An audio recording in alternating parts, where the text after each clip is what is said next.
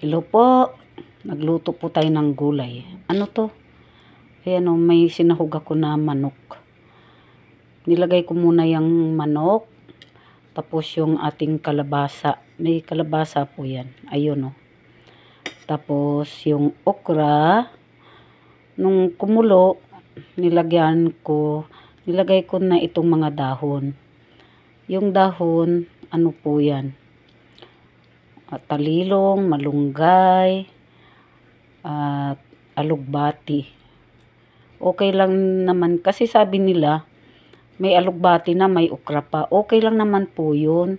Kasi sabi nila maglalaway. Hindi naman oh. Tingnan nyo po. Hindi naman guys. Saka yummy po yan kasi puro gulay. Nilagyan ko lang ng kunting manok. Ito, yung chicken.